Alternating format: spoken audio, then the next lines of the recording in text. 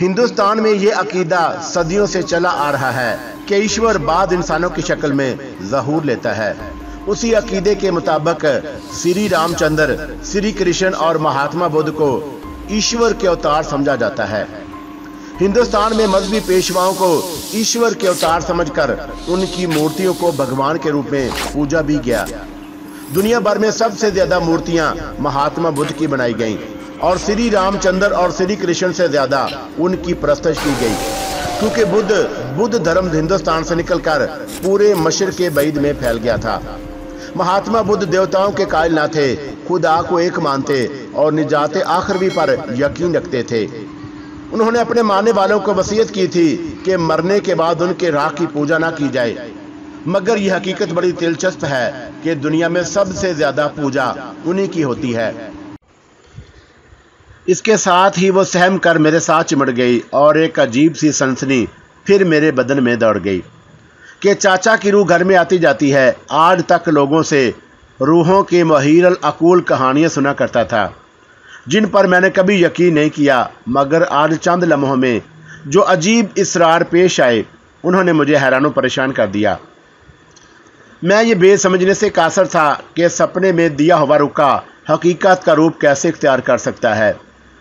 صوفی عبدالجبار نے خواب اور کشف کی کچھ کیفیتیں بیان کی تھی، اور اگر میں ماں کے سپنے کو بھی کشف سمجھ لوں تو واقعی ایک کشفی ایجاد ہو گیا، لیکن اس رکے کا میری کتاب میں پایا جانا اور کتاب کا الماری کی بجائے تاکچے سے ملنا، پھر بند کمرے کی چابی کا جو کل تک صندوقچے میں تھی طاقتے میں پہنچ جانا، ایسے پر اسرار واقعات تھے جن کا کسی خواب یا کشف سے کوئی تعلق نہ تھا۔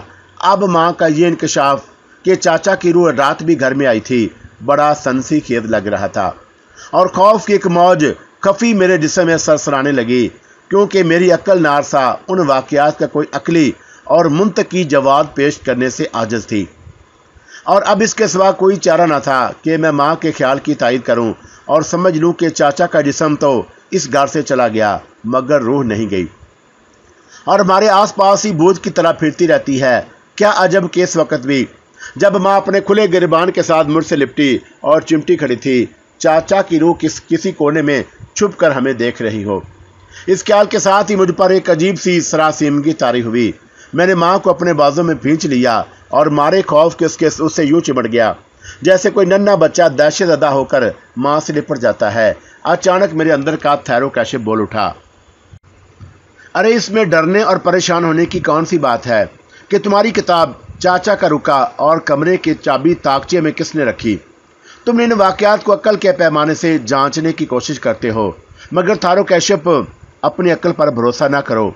عقل بہت سی حکمتوں کا شعور نہیں رکھتی، اور صرف اس بات پر غور کرو کہ جب تم سندر متی کو چٹھی پوسٹ کر کے لوٹ رہے تھے، راستے میں تمہیں یکا یکی اس کتاب کا خیال کیوں آ گیا جسے کلکتہ سے لے کر آئے تھے اور ادھوری چھوڑ کر شیلانگ اور وہاں سے ساؤگاری چلے گئے تھے؟ تم بڑے دانشور بنے ہو مگر یہ نہیں سمجھتے کہ وہ خیال دراصل اس لازوال طاقت کا ایک غیبی اشارہ تھا جو مشکل سمے آدمی کی رہنمائی کرتی ہے، اور اسی طاقت نے تمہیں کتاب کی طرف توجہ دلائی تھی تاکہ اسے تلاش کرو، اور وہ رکا جو تمہاری ماں کو خواب میں دیا گیا تھا اس کتاب میں اس لیے محفوظ کر دیا گیا تاکہ تم اپنے چاچا کی چیزیں دیکھنے کی خواہش کرو۔ یہ قدرت کا فیصلہ تھا، جب ہی بند کمرے کی چابی بھی طاقچے میں رکھ دی گئی تاکہ تینوں چیزیں ایک ہی مرتبہ حاصل کر سکو، مگر تم نے انہیں یکے بعد دیگرے باری باری حاصل کیا اور پریشان ہو گئے۔ تم اس بات سے کیا واسطہ کہ یہ چیزیں طاقچے میں کس نے رکھی؟ ہاں، یہ چیزیں تمہارے لیے ہی رکھی گئی تھیں۔ تمہارا مستقبل تمہارے گھر میں بند ہے، چابی مل گئی ہے، اب آگے بڑھو اور اپنی قسمت کا تالا کھولو۔ اپنے اندر کے آدمی کی آواز سن کر مجھے کسی قدر حوصلہ ہوا، اور میں سمجھ گیا کہ کسی روح یا بھوت پریت کا خیال محض توہم پرستی یا ضعیف الاعتقادی ہے۔ مجھے ان پر اسرار واقعات کو قدرت کی حکمتیں سمجھ کر قبول کر لینا چاہیے۔ ہاں، ماں بیٹا ابھی تک ایک دوسرے سے چمٹے ہوئے تھے، مگر میں محسوس کر رہا تھا کہ ماں کا خوف بھی کچھ دور ہو چکا ہے۔ اب اس کے جسم میں پہلے سی کپ کا پہاڑ نہ تھی، وہ کسی قدر پرسکون نظر آنے لگی، اور میں نے اسے چھوڑتے ہوئے کہا، ماں تو اس بات سے ڈر گئی تھی نا کہ گھر میں چاچا کی روح یا ان کا بھوت آتا ہے، مگر چاچا تو ہم دونوں سے بڑا پیار کرتے تھے، پھر ہمیں ان کی روح سے ڈرنے کی کیا ضرورت ہے؟ हाँ कैशे बेटे, मैंने भी यही सोचा तो कुछ तसल्ली हुई है। तो फिर चल कर चाचा की चीज़ें देखें, चल। उसने प्यार से मेरे कंधे पर हाथ रख दिया। मैंने अपना दायां बाजू उसके कमर में हमाल करके उसे सहारा दिया और होले होले चलता बंद कमरे के दरवाजे तक पहुंचा। चाबी अभी तक उसके हाथ में थी और मैंने पूछा, ताला खोलेगी या मैं? मेरे अंदर के थारो कश्यप के मुताबिक ये ताला मुझे ही खोलना था, मगर मैं देखना चाहता था कि वो क्या फैसला करती है, और उसने चाबी मेरी तरफ बढ़ा दी। ताला तू ही खोल, क्योंकि तू इस घर का मालिक है। घर की मालिक तू है माँ, तेरे ही दम से इस घर की रौनक है, और मेरी और इस घर की रौनक तू है मेरे लाल। मैं तो तेरी नौकरानी हूँ। मेरा इस घर पर सिर्फ इतना अधिकार है कि तेरी सेवा करूँ। ये क्या कह रही है तू? और मुझे नौकरानी नहीं माँ चाहिए। दूध का नाता जोड़ा है तू माँ बन जाने के बाद मेरे साथ। उसने मेरे माथे पर बोसा दिया। पगले, बिगड़ता क्यों है? माँ ही तो बेटे की असल नौकरानी होती है, जो उसके सारे काम काज करती, खुद भूखी रहती मगर उसका पेट भरती है, खुद जागती लेकिन उसे सुलाती है, हत्ता कि उसकी मामूली सी खुशी पर अपनी सारी खुशियाँ निछावर कर देती है। वो ठीक कह रही थी और उसने मेरे साथ ऐसा ही किया था। मेरी असल माँ वही थी जिसने रातों को जाग जाग कर मेरी देखभाल की, मुझे गर्मी और जाड़े से बचाया, नहला धुला कर रखा और पाल पोस कर जवान किया था। मगर उसने खुद को नौकरानी कहा तो मुझे अच्छा नहीं लगा। हालांकि माएँ तो वाकई नौकरानियों की तरह अपने बच्चे की खिदमत करती हैं। मैंने उसे कंधों से पकड़ लिया। देख माँ, तेरी नौकरी चाकरी सब खत्म हुई, अब मैं तेरा नौकर हूँ और मुझे तेरी खिदमत करनी है। ये क्या धोती कमरे से लपेट रखी है? ज़रा ठाट बाट से रहा कर, तू इस घर की मालकिन है। तो क्या घर के काम काज छोड़ दूँ? अब काम काज नहीं करने दूंगा, तुझे रानी माँ बनाकर रखूँगा। तू जीता रहे, तेरा काम काज करना ही मेरा रिवाज है। अच्छा बोल, ताला खोलती है या नहीं? ये ताला तू खोलेगा क्योंकि ये तेरे बाप का कमरा है। मैंने चाबी घुमाई और ताला खोल दिया। दोनों कबाड़ अंदर धकेले और वहीं खड़े खड़े कमरे का जायजा लिया। वहाँ सामान नाम की कोई चीज़ ना थी, सिर्फ एक चौबी तख्त और उसके नीचे रखा हुआ लोहे का एक संदूक। माँ ने बताया कि तेरे पिताजी इसी तख्त पर सोया करते थे, जब भी उनके मरने के बाद उसे यहीं रहने दिया गया। हम दोनों कमरे में दाखिल हुए। सबसे पहले मैंने बरामदे वाला दरवाज़ा खोला, फिर उस खिड़की के पट भी खोल दिए जिससे आंगन नजर आता था, ताकि ताज़ा हवा कमरे की भभक दूर कर सके। और उसके बाद तख्त के नीचे से ट्रंक बाहर घसीट लिया। ट्रंक और तख्त गिरदो गुबार से अटे पड़े थे। एक मैले कपड़े से उन्हें साफ किया। ट्रंक मुतकफल था और मैंने माँ की तरफ देखा। इसकी चाबी कहाँ है? दरवाजे और ट्रंक के ताले के एक ही चाबी से खुलते हैं।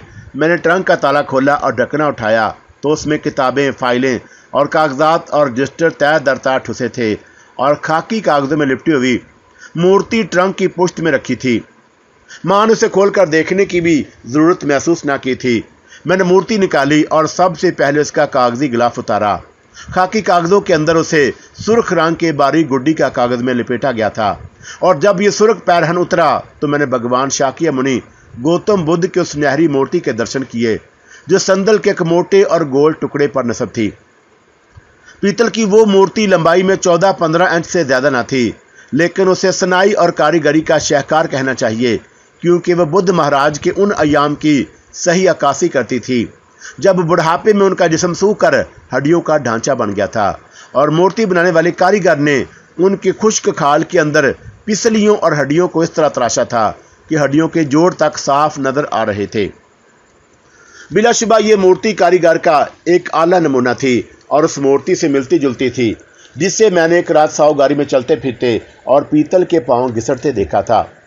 दूसरे दिन वही मूर्ति स्वरूप जी के अजल बदोश बूढ़े दादा सागर साहू जी के ताबूत नुमा कमरे में नजर आई थी।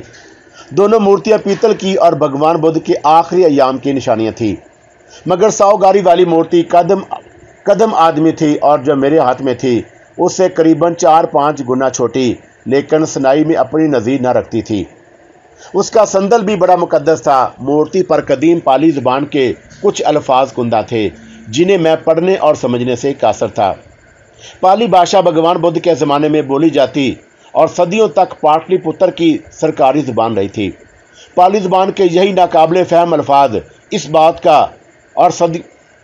बात का सबूत थे कि यह भगवान बुद्ध की वही मूर्ति है जो उनके खास शिष्य अंध बख्शु ने तैयार कराई थी।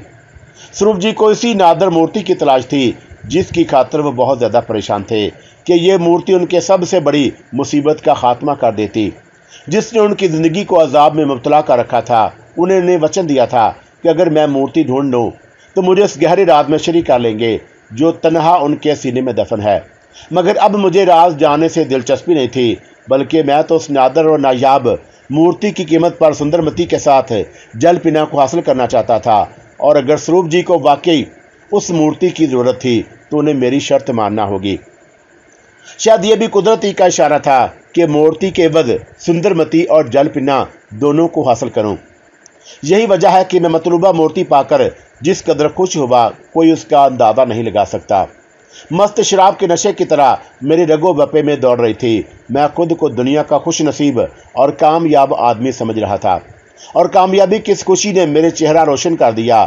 ماں حیرت سے دیکھ رہی تھی اور مجھے مسرور سمجھ کر اس کے آرزو پر وہی شادابی، تر و تازگی اور مامتا کی خوبصورتی پھر لوٹ آئی، جسے تھوڑی دیر پہلے میں نے کافور کی طرح اٹھتے دیکھا تھا۔ اب وہ ایک بار پھر 41 سال کی بھرپور سندر عورت نظر آ رہی تھی، جس کے ہر انداز سے ماں کا والہانہ پیار برس رہا تھا۔ بالکل میرے پاس آ کر بولی، ارے کیشپ، یہ تو بھگوان کی مورتی ہے، میں نے کھول کر بھی نہیں دیکھی تھی۔ یہ مورتی انمول ہے ماں، کوئی شخص اس کی قیمت نہیں چکا سکتا۔ جبھی تیرے چاچا نے اس کی حفاظت کرنے کے لیے کہا تھا، اور یک لخت وہ الفاظ میرے ذہن میں گونجنے لگے جو چاچا مرنے سے پہلے ماں سے کہے تھے، اگر کوئی آدمی مورتی لینے آئے تو ہرگز نہ دینا۔ یہ گویا مرنے والے کی آخری نصیحت بھی تھی اور وصیت بھی۔ ماں نے بتایا تھا کہ انہوں نے خاص طور سے ایک آدمی کا نام بھی لیا تھا جو یاد نہیں رہا، نہ جانے وہ کون آدمی تھا جسے چاچا مورتی دینے سے منع کر گئے تھے۔ میرے دل میں عجیب سا وسوسہ پیدا ہوا اور تیزی سے اس کی طرف بڑھا۔ ماں اس آدمی کا نام یاد کر جسے چاچا نے مورتی دینے سے منع کیا تھا۔ وہ اپنے حافظے پر زور دے کر سوچنے لگی، کیا یاد کروں؟ نام بھولے برسوں ہوں گے، بس منگل منگل یاد پڑتا ہے۔ نام کا دوسرا شبد بھول گئی ہوں، مگر اس میں سین کا حرف ضرور آتا ہے۔ منگل داس ہوگا، نہیں رے، منگل سنگھ، منگل سدا، منگل سرام، منگل سورج، منگل سورتی۔ میں نے کتنے ہی نام گنوا دیے جن میں سین کا حرف آتا تھا، مگر وہ انکار میں سر ہلاتی رہی۔ پھر ناگہاں ایک ایسا نام میرے ذہن میں آیا جسے میں زبان پر لاتے ڈرتا تھا، مگر ہمت کر کے پوچھ لیا، منگل ساؤ تو نہیں تھا؟ یہ نام سنتے ہی وہ یوں تڑپی جیسے کسی نے اسے جھنجھوڑ دیا ہو۔ ارے ہاں، بالکل یہی نام تھا، منگل ساؤ۔ اب مجھے یاد آ گیا کہ تیرے چاچا نے کہا تھا کہ اگر منگل ساؤ مورتی لینے آئے تو ہرگز نہ دینا۔ مجھ پر ایک بجلی سی گری۔ وہ پوچھنے لگی، مگر تجھے یہ نام کیسے یاد آ گیا؟ اب مجھے اسے کیا بتاتا کہ منگل ساؤ کا نام مجھے کیسے یاد آ گیا، اور میرا اس نام سے کیا نعت ہے؟ منگل ساؤ سروپ جی کا باپ تھا، اور سندرمتی کے بقول 8 برس پہلے وہ چکما قبائل کی بدھ کانفرنس میں شریک ہونے چٹا کانگ آیا تھا۔ ضرور انہی ایام میں چاچا سے اس کی ملاقات ہوئی، یا اسے پتہ چلا ہوگا کہ بھگوان بدھ کی ایک نایاب مورتی ان کے پاس ہے۔ اس نے وہ مورتی حاصل کرنے کی کوشش کی ہوگی، اور چاچا نے انکار کر دیا۔ مگر یہ انکشاف بڑا سنسی خیز تھا کہ سروپ جی کی طرح ان کا باپ منگل ساؤ بھی آنند بخشو والی مورتی کی تلاش میں تھا۔ نہ جانے ساؤ خاندان کب سے وہ مورتی ڈھونڈ رہا تھا۔ منگل ساؤ جی کے حوالے سے مجھے مورتی کا معاملہ پر اسرار معلوم ہونے لگا۔ اچانک خیال آیا کہ چاچا چکرورتی سہائے 8 سال پہلے کلکتہ سے مورتی لے کر آئے تھے، اور جب چٹا گانگ پہنچے جہاں سے انہیں رنگامتی کے لیے لانچ میں سوار ہونا تھا، کسی نے ان پر بیل چڑھا دی تھی جس سے انہیں گہرے زخم آئے، مگر وہ اسی حالت میں رنگامتی پہنچے اور چوتھے دن پر لوگ صدار گئے۔ انہی ایام میں منگل ساؤ بھی چٹانگ میں موجود تھا۔ کیا اس نے چاچا پر بیل گاڑی چڑھائی اور مورتی چھیننے کی کوشش کی تھی؟ یہ سوال داؤ درباری کی طرح میرے ذہن کے ویرانے میں گھومنے چکرانے لگا۔ آخر چاچا نے مرنے سے پہلے منگل ساؤ جی کا نام لے کر یہ تاکید کیوں کی تھی کہ مورتی اسے نہ دی جائے؟ یقیناً وہ جانتے تھے کہ منگل ساؤ جی مورتی کے پیچھے لگا ہوا ہے، اور چٹا گانگ میں بیل گاڑی اسی نے چاچا پر چڑھا دی تھی، تو یقیناً وہی ان کا قاتل تھا، کیونکہ چاچا اسی حادثے سے فوت ہوئے تھے۔ سندرمتی نے بتایا کہ منگل ساؤ چٹا گانگ سے رام گارتھ کی طرف جا رہا تھا کہ گھنے جنگل میں کسی نے اس پر داؤ سے حملہ کیا تھا۔ وہ بخشو جو ساتھ تھا وہیں مر گیا، اور خود منگل ساؤ زخمی حالت میں باٹی پورہ پہنچا تھا، جہاں پہنچتے ہی اس نے دم توڑ دیا۔ اب میں نے غور کیا تو اس اتفاق پر حیران رہ گیا کہ 8 برس پہلے چاچا چکرورتی رنگامتی میں اور منگل ساؤ جی باٹی پورہ میں ایک دن فوت ہوئے تھے۔ چاچا پر چٹا گانگ میں اور منگل ساؤ پر घने जंगल में हमला हुआ था। मैं सोचने लगा कि अगर मंगल साव को मूर्ति ज़बरदस्ती हासिल करना थी तो उसे रामगढ़ जाने की बजाय जख्मी चाचा का पीछा करना और अंगामती पहुंचना चाहिए था। लेकिन उन्हें छोड़कर वो रामगढ़ की तरफ क्यों चल दिया?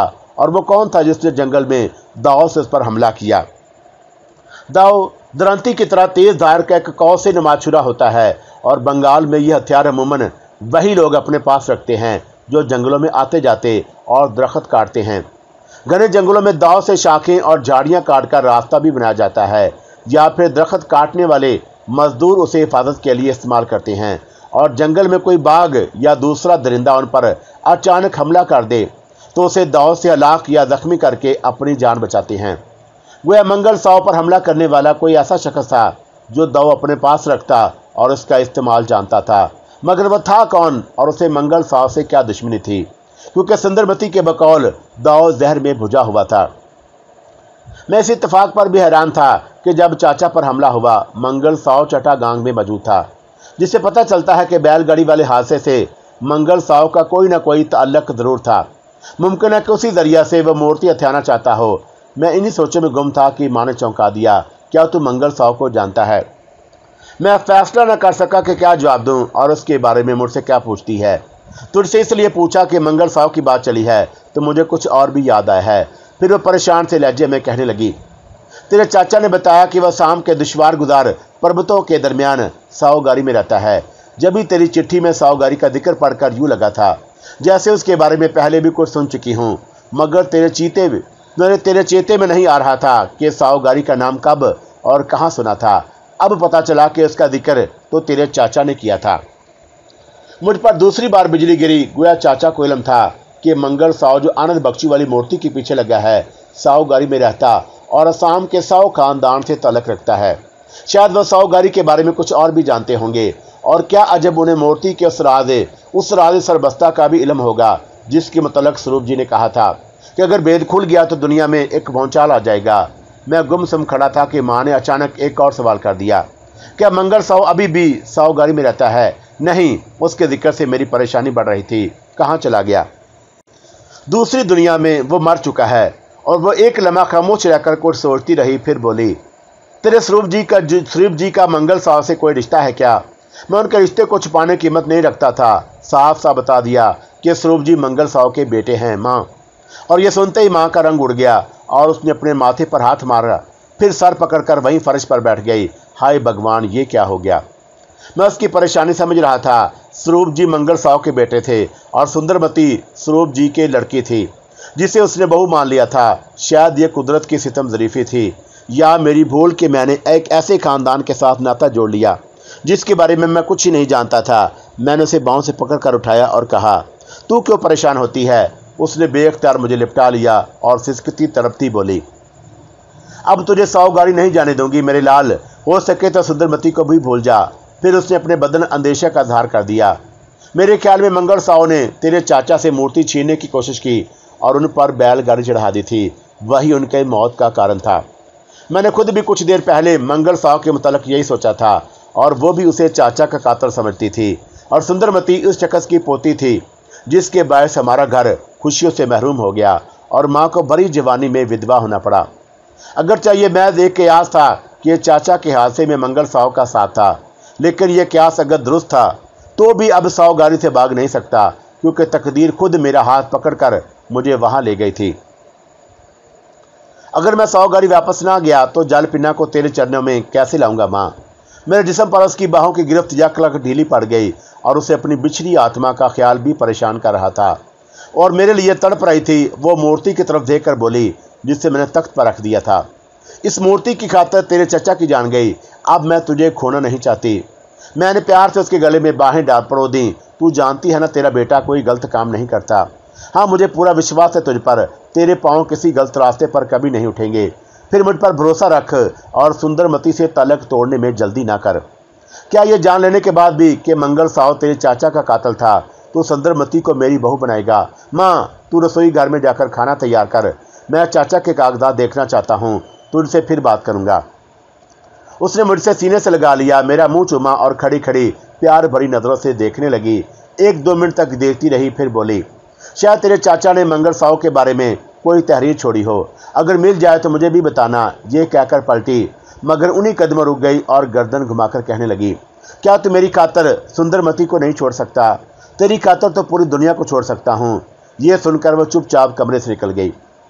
मैंने उसे रसोई घर की तरफ जाते देखा और खुद चुभी तख्त पर बैठकर सोचने लगा कि कितनी अजीब बात है। मैंने आज ही सुंदरमती को चिट्ठी लिखी है कि माँ ने उसे अपनी बहू मान लिया है और माँ आज ही उसे छोड़ देने पर इसरार कर रही है। क्या कुदरत का वो इशारा गैबी कि मैं उसे धोरी छोड़ी हुई किताबों का मुताला करूं? इसलिए था कि मैं वो आनंद बख्शी वाली मूर्ति तक पहुंच जाऊं, और साथ ही मुझ पर अजीबोगरीब इंकशाफ भी हुआ कि उसी मूर्ति की खातर मंगल साव ने मेरे चाचा को मौत के मुंह में धकेल दिया था। कि कुदरत को सुंदरमती से मेरा मिलाप मंजूर नहीं। हैरत अंगेज बात यह थी कि मंगल साव उस तारीखी मूर्ति के लिए मेरे चाचा के पीछे लगा रहा, और अब स्वरूप जी ने उसी मूर्ति की तहकीक को तलाश के लिए मुझे अपना सेक्रेटरी बना लिया था। क्या वो ये बात जानते थे कि मैं चक्रवर्ती साय का भतीजा हूँ? न जाने मैं कब तक इन्हीं ख्यालों में खोया रहा। मुझे यकीन था कि चाचा ने आनंद बख्शी वाली मूर्ति से मुतल्लक कुछ मालूमात भी ज़रूर फराहम की होंगी, और अगर मंगल साहू को मूर्ति देने से मना किया था तो इसकी कोई ना कोई ख़ास वजह भी होगी, जिसका सुराग शायद उनके कागजात से मिल सके। यही सोचकर मैंने उनके रजिस्टर, मसूदात और कागजात की जांच पड़ताल करने का फ़ैसला किया था। मैं पहले भी कहीं जिक्र कर चुका हूँ कि चाचा अपने आखिरी अय्याम में कोई किताब लिख रहे थे और अमूमन अपने कमरे में बंद रहते थे। उसी किताब को छुपाने के लिए वो कलकत्ता के किसी पब्लिशर से खतो किताबत भी कर रहे थे। उसका मसूदा और मुतलका कागजात बड़ी हिफाजत से रखते थे। सपने में माँ के नाम उन्होंने जो रुका छोड़ा और उसमें भी अपने मसूदे का सबसे पहले जिक्र किया और मूर्ति का बाद में, जिससे मैंने अंदाज़ा लगाया कि उनके नज़दीक मसूदा मूर्ति से ज़्यादा अहम था। हालांकि जो मूर्ति उन्होंने हासिल कर ली वो बड़ी नादर और तारीखी हैसियत रखती थी। ताहम मूर्ति के ज़मन में मंगल साव के बारे में जो वसवसे और अंदेशे पैदा हो गए, उनकी हकीकत जानने के लिए चाचा के छोड़े हुए मसूदात और कागजात का मुताला ज़रूरी था। चुभी तख्त पर बैठे बैठे मैंने लोहे के भारी ट्रंक को अपनी तरफ घसीट लिया और उसमें ठूसी हुई किताबें, रजिस्टर और फाइलें निकाल कर तख्त पर रखने लगा। और जो ही नीली जिल्द वाला रजिस्टर हाथ में आया, मैं चौंक उठा, क्योंकि उस पर बंगला भाषा में मुकद्दस मूर्ति के अल्फाज लिखे थे। उसी रजिस्टर का उन्होंने अपने रिक्के में जिक्र किया था और यही इस किताब का मसूदा था। वो कलम बंद किया करते थे। मैंने सरसरी नज़रों से इसका जायज़ा लिया तो ये देखकर दंग रह गया कि पूरी किताब आनंद बख्शी वाली मूर्ति के जिक्र पर मुश्तमिल थी, जब भी उसका नाम मुकद्दस मूर्ति था। और इंकशाफ और इसरार व अजाबात का एक दफ्तर मेरे सामने था।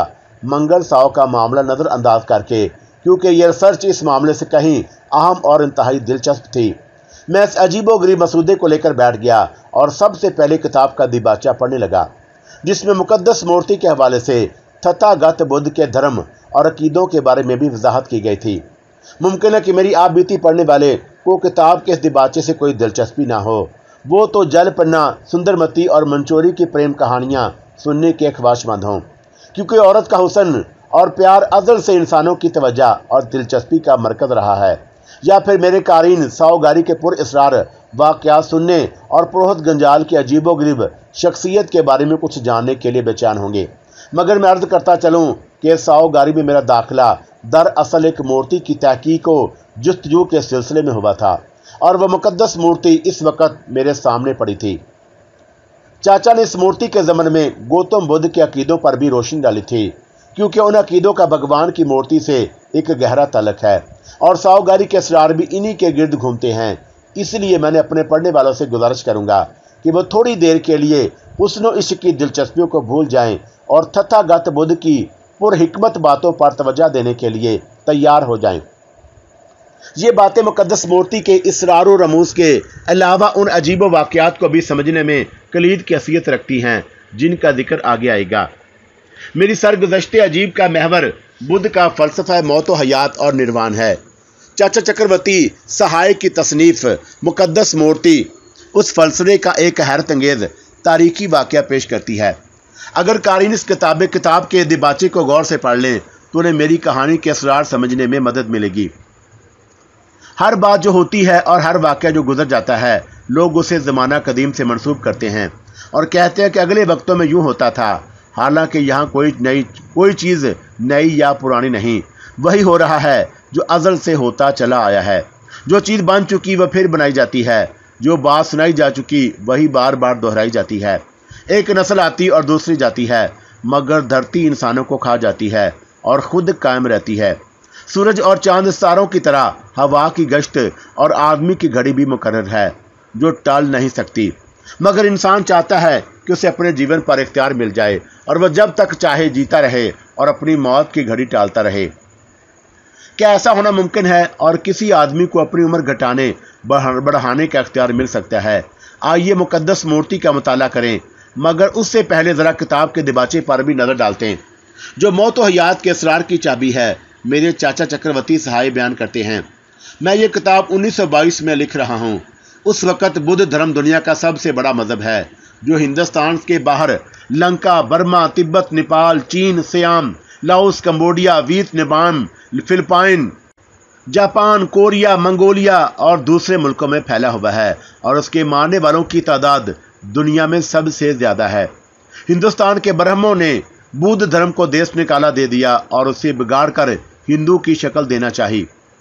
ब्राह्मणों ने बुद्ध पर इल्ज़ाम लगाया कि वो ईश्वर को नहीं मानता, बेहवाला मैक्स मॉलर का धर्मपथ। इसलिए मैक्स मॉलर के अलावा सेंट बेलीबर, रस्डे वडूस, टर्नर और हज़लफ जैसी मुसन्नफ़ अपनी किताबों में बुद्ध की मुखालफत करते हैं। रस्डे वर्ड्स का ख्याल है कि शौक़ आज़म के अहद में जब बुद्धों की तीसरी बड़ी सभा मुनक्कद हुई थी, बुद्ध धर्म के ग्रंथ तालीफ हुए और खुदा की हस्ती का इकरार शुरू हुआ, वरना पहले बुद्ध लोग खुदा के मुनकर थे। ये सब बातें ब्राह्मणों की फैलाई हुई हैं, जो ईश्वर की तरह दुनिया को भी अनादि समझते और रूहों के बार बार और मुख्तलिफ शक्लों में जन्म लेने के चक्कर में उलझे हुए हैं। बुद्ध ने निर्वाण का जो फ़लसफ़ा पेश किया वो पुनर्जन्म की नफ़ी करता और खुदा की हस्ती का सबूत है। बुद्ध धर्म की पुरानी किताब लिलते बिस्तार में लिखा है, बुद्ध अद्वियत मत यानी वहदत इलाही में यकीन रखते हैं और उनके नज़दीक ब्रह्म के अलावा किसी अलग हस्ती और ज़ात नहीं। कदीम तरीन बुद्ध शास्त्र नाम संगीत के मुताबिक आदमी बुद्ध अनादि है, वो तो पुत्र और सत्य है और उसका कलाम गैर मबदल है। वो एक मेवा द्वैतम, वो आकाश के पैदा करने वाले हैं और वह दुनिया के खालिक और आप स्वयं भी हो।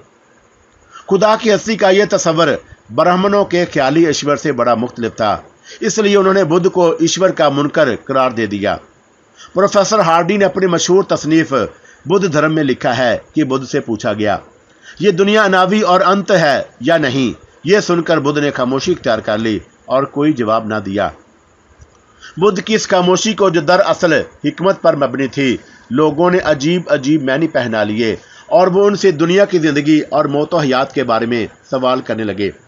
बाद लोगों का विचार था कि अगर दुनिया गैर फानी है और आदमी एक बार मरने के बाद दोबारा जन्म लेता है, तो क्या वो अपनी ज़िंदगी और मौत पर इख्तियार हासिल नहीं कर सकता? वह बुद्ध से कहते थे कि उन्हें कोई ऐसा भेद बता दिया जाए कि वो अपने जीवन के दिन मर्जी के मुताबिक बढ़ा सकेंगे। मगर तथागत का जवाब ये था कि जीवन में दुख ही दुख हैं, तुम जीने की ख्वाहिश तर्क करके दुखों से निजात हासिल कर सकते हो। बुद्ध सिर्फ खुदा की ज़ात को गैर फानी मानते थे और उनके नज़दीक दुनिया और दुनिया की हर चीज़ फानी है, जबकि ज़िंदगी का अंत मौत है। तो उसे बढ़ाने का क्या फ़ायदा? आदमी को अपनी निजात का दरवाज़ा खुद खटखटाना चाहिए। फिर भी लोग उनसे जीवन भेद के बारे में पूछते रहते थे और ऐसी ही एक कहानी भगवान बुद्ध की मूर्ति के बारे में मशहूर है, जो उनके खास प्रेमी और शागिर्द आनंद बख्शू ने उनकी मौत के बाद तैयार कराई थी। बुद्धों में पीतल की वो मूर्ति इसलिए पवित्र और मुकद्दस समझी जाती है कि उसमें तथागत के हुक्म से जीवन भेद रख दिया गया है। हिंदुस्तान के बुद्ध महाराजा अशोक आज़म और मौर्य खानदान के अहद से लेकर ईस्ट इंडिया कंपनी के ज़माने तक बुद्ध ज्ञानी पुरोहित और बख्शू इस मूर्ति के दर्शनों को बेचैन रहे। कंपनी सरकार के वक़्त तो हंगामे भी हुए और बुद्धों ने इस मूर्ति को हासिल करने की कोशिश की। एक अरसे से वो मूर्ति मेरी तवज्जो का मरकज़ बनी रही। आखिर मैंने ज़रूरी समझा कि इसके बारे में सर्च करूं और ये खोज लगाऊं कि वो मूर्ति क्यों मुकद्दस समझी जाती है और उसके साथ ऐसा कौन सा राज वाबस्ता है जिसे लोग जीवन भेद कहते हैं। तथागत के नज़दीक निजात और निर्वाण का एक ही रास्ता है कि संसार को तर्क कर दिया जाए और ज़िंदगी की लज्जतों से मुंह मोड़ लिया जाए। میں نے اس کتاب میں وہی راز معلوم کرنے کی کوشش کی ہے۔ ان الفاظ پر کتاب کا دیباچہ ختم ہو گیا اور میں نے اپنے قارئین کو یہ دیباچہ پڑھنے کی تکلیف اس لیے دی ہے کہ اس سے بدھ کا ایک نیا روپ سامنے آتا ہے جس پر برہمنوں نے پردے ڈال دیے تھے۔ پھر دیباچے کے مضمون کا مقدس مورتی سے گہرا تعلق ہے، جیسا کہ آپ کو ابھی معلوم ہو جائے گا۔ اب میں اپنے سننے والوں کو مقدس مورتی کی وہ پر اسرار اور حیرت انگیز کہانی سناتا ہوں جو میرے چاچا نے قلم بند کی۔ یہ دلچسپ تاریخی داستان انہوں نے مختلف کتابوں کے حوالے سے لکھی ہے، اور آپ جو اسے پڑھتے جائیں گے اس کے اسرار بڑھتے چلے جائیں گے اور جیون بھید جاننے کی لگن میں اضافہ ہوتا جائے گا۔ اس عجیب و غریب کہانی کا آغاز ایک ویشیا یا طوائف امب پالی سے ہوتا ہے جو بدھ کی عقیدت مند اور پرستار تھی، اور بدھ اس کے گھر گئے تھے۔ انجیل کی مریم مگدلینی بھی ایک ایسی ہی عورت تھی جو یسوع مسیح سے پریم کرتی اور اس کے بالوں میں تیل ڈالتی تھی۔ بدھ نے بھی امب پالی کی خاطر بہت سے لوگوں کو ناراض کر لیا تھا۔ اب میں چاچا کی تحریروں کے بعد اقتصابات پیش کرتا ہوں۔ وہی شالی شہر میں امب پالی نام کی ایک سندر اور دولت مند بسوار رہتی تھی۔ شہر سے باہر اس کا ایک مشہور باغ تھا۔ جب بدھ وہی شالی پہنچے تو اسی باغ میں ڈیرا لگا لیا۔ امب پالی کو معلوم ہوا تو بہت خوش ہوئی اور ان کے درشنوں کو آئی۔ بدھ کے دل میں دیا اور کرم کا بھاؤ تھا۔ انہوں نے طوائف سے نفرت نہیں کی اور اس کے گھر بھوجن کی دعوت قبول کر لی۔ اسی دن لکش وشا راجیہ خاندان کے لوگ بڑے شان و شوکت سے آئے اور بدھ کو راج محل میں بھوجن کے لیے کہا، اور اس نے جواب دیا، میں امب پالی کی دعوت قبول کر چکا ہوں۔